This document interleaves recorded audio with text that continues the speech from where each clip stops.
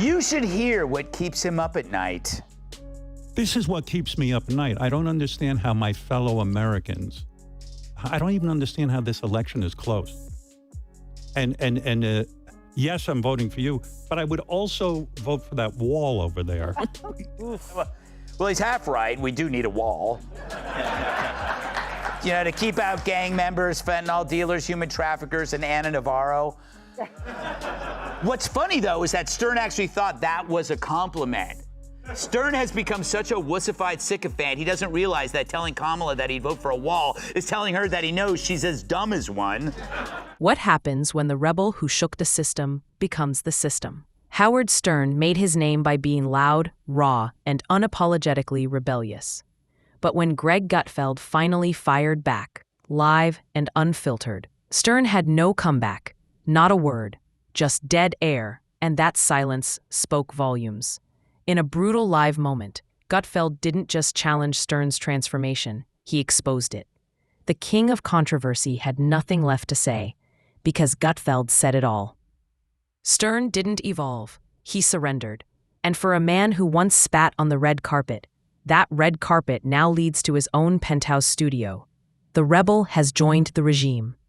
But that's how Stern can call snacking with celebs at a fancy restaurant exhausting. Exhausting. Like he finished the overnight shift in a coal mine, or hearing Kat talk about her pets. Fair. But I get it, life is tough, especially when you've been cut off from the world for 2 years in a $20 million beach house. I mean, you have no idea how tiring it is walking all the way from the wine cellar to the tennis court and back. Being a rebel is easy, until you start enjoying the perks of power. Stern was once a hurricane of chaos, the guy who laughed in the face of the FCC and made polite society sweat. You couldn't ignore him, even if you hated him. But here's the truth. Revolutionaries don't age well on thrones. Over time, Stern traded fire for filters. That volcanic force, now a polished, cautious celebrity interviewer. And Greg Gutfeld noticed.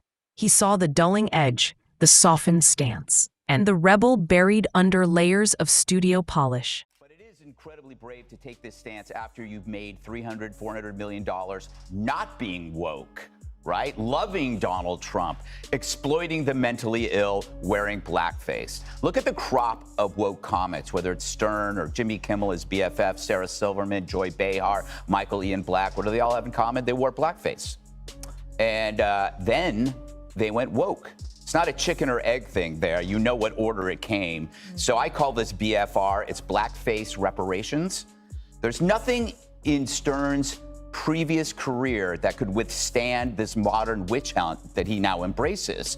So this is a form of restitution. Maybe he says, you know, if I'm woke too, the crocodile will eat me last. But they always do eat. But I get it. He flipped from populist to elitist because now he's with elitists. Imagine the guy who used to offend everyone, now being terrified of cat germs. That's today's Stern. Once a wild man on the airwaves, now the sanitized voice of uptown pet rescues and hand sanitizer. Greg Gutfeld, always hungry for hypocrisy, pounced. He didn't scream, he observed. Stern, the man who mocked celebrity culture, now mingles with it. The edge is gone. And Gutfeld saw a golden opportunity. What started as a passing mention turned into a full-on takedown. Slow, deliberate, and devastating. I will say this, Dagan. I thank God for Howard Stern because he does make me feel normal by comparison. Because I'm like the Fox recluse. I don't do anything. I don't go anywhere. But he makes me look like, you know, Pete Davidson on a... Yeah, he's a germaphobe. Like, his wife rescues cats. That's her job, apparently, her thing. But you can get toxoplasmosis. That's and true. Cryptosporidiosis. AIDS. And no, you can't. No, but you can't get. No, you can't. But you can get. I mean, what are the chances I get that again? Like a lot of diarrhea related. Some hits land louder when there's no response. Gutfeld didn't rant. He didn't rave. He sliced. Stern wasn't portrayed as a legend. He was a warning. A rebel who traded chaos for comfort, rage for relevance. The transformation wasn't just obvious. It was symbolic. The once fearless voice, now whispers approval from inside the very system he once torched. Gutfeld didn't need to exaggerate. He just told the truth. On his radio show, Howard Stern defended wokeism, saying it's a compliment when someone calls him woke. Listen.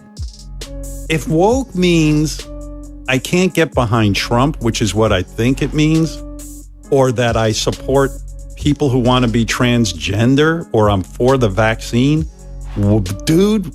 This wasn't just an insult, it was an indictment.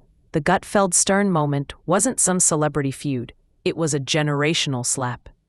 Gutfeld called out Stern not just for changing, but for becoming what he once hated: safe, soft, and obsessed with approval. The punch didn't need volume, it had precision. And Stern's silence wasn't stoic, it was empty. The shock jock had no shock left. But Stern being holed up in his house that long, it explains a lot of things, like how you forget how other people live, especially in hard times like a pandemic.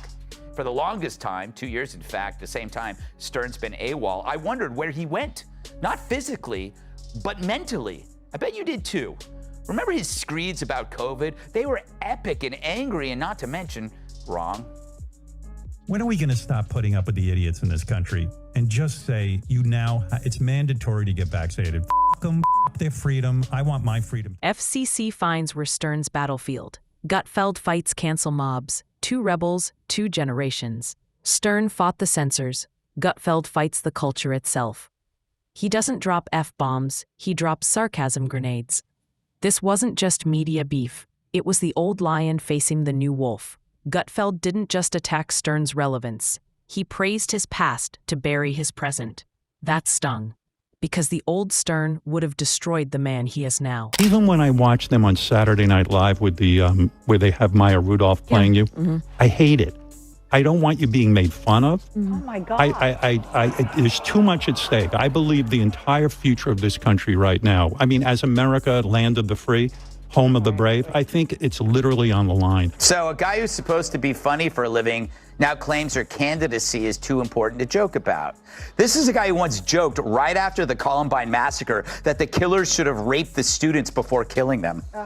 Not that I like that Stern, but this pendulum swing from saying the most tasteless thing in the universe to putting your balls in a Tic Tac container. You gotta wonder what's going on here. It's striking that the king of the most misogynistic humor ever now turns into a breathless over a progressive, hopelessly shallow candidate. You know it's bad when the insult is nostalgia. Gutfeld didn't tear down Stern by mocking his past. He reminded everyone of how powerful that past once was, and how pitiful the present looks in comparison.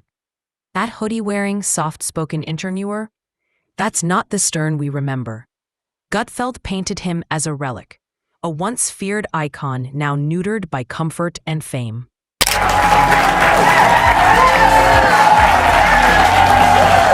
Happy Friday, America! Oh man, tonight is a special night. It's Feminine Friday, where all the panelists are women. Tonight we have Kennedy. Yeah! David McDowell. Pat Tim. And Janine Garofalo. All right. A long way for a meat joke. Okay, I hope you had a good week. I did, and no thanks to Howard Stern. True, the New York Post reported that Stern hit a chic restaurant in NYC with a crew of A-listers, including Jimmy Kimmel, Jennifer Aniston, Jon Hamm, Justin Theroux, Jason Bateman. I was not invited. I guess every rebel has 2 options: burn out or sell out.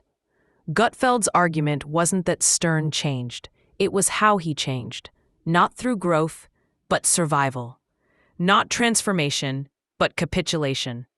The man who once mocked phoniness now protects it. And worse, he wants to be embraced by it. Gutfeld saw through the mask. And Stern? That silence said more than any defense could. Stern got even more pathetic, wondering how she doesn't nap. When you said you don't nap, I get it, because like what you've taken on is extraordinarily difficult. And I mean, do you feel the pressure of the moment in the sense that, like, when I met you out in the hall, I said, I'm really nervous because I want this to go well for you. I want it to go well for the country. Hold on. I need a minute. In the age of instant clapbacks, Stern said nothing. Not out of strength, out of loss. He didn't even flinch, not because he was fearless, but because he had no ammo left. Meanwhile, Gutfeld kept moving. No gloating, just quiet confidence. The internet did the rest. Clips, memes, commentary. The audience confirmed what Gutfeld implied. Stern's crown is slipping, and he knows it. This definition of woke, it's if you call someone a know-it-all, you're not complimenting them on the breadth of their knowledge. Yeah. You're saying you don't know as much as you think you know. So yeah, woke doesn't have anything to do with vaccines. What it really means is sort of a slavish devotion to left-wing ideology and then repeating it so you can get social credit. Right. That's really what it means. Yeah. It doesn't mean that you're smarter than anybody. And he had said in another part of this set, because I believe in the science. Well, if you believed in the science, you wouldn't be hiding out like Howard Hughes in your mansion. So Stern once was the media rebellion. Now he's its cautionary tale. Legacy media censors itself. Gutfeld doesn't. Stern seeks validation. Gutfeld mocks it. In a decaying media landscape, this wasn't just an exchange, it was a symbolic shift. Gutfeld has filled the void Stern left behind. Raw, sarcastic, and reckless, he's everything Stern used to be. And that's what made the moment sting. Stern didn't just lose the argument, he lost the mantle. I always hate that argument, like, what happened to the old Stern, or what people have changed. That's not what this is about. It's a weird disconnect. Well, he hasn't changed. No. People have been calling him insane for 40 years. Yeah, that just used to be, this guy's nuts. And now they're like, oh, we're worried about Howard. He needs help. Mm-hmm. But I'll tell you, though, I'm a little sympathetic because what you said is correct, but I'm also a germaphobe. Yeah. And, you know, I just have a smaller apartment. Yes. So it's like When the jester calls out the king, and the king has no reply, the court moves on. It wasn't just a media moment, it was a reckoning. A generational torch passing. Or maybe a torch snatching. Either way, something shifted. The rebel who once was the reckoning now faced one. And whether you side with Gutfeld or Stern, you could feel it. Because nothing hits harder than watching a legend fade in real time. Striking that the king of the most misogynistic humor ever now turns into a breathless over a progressive, hopelessly shallow candidate.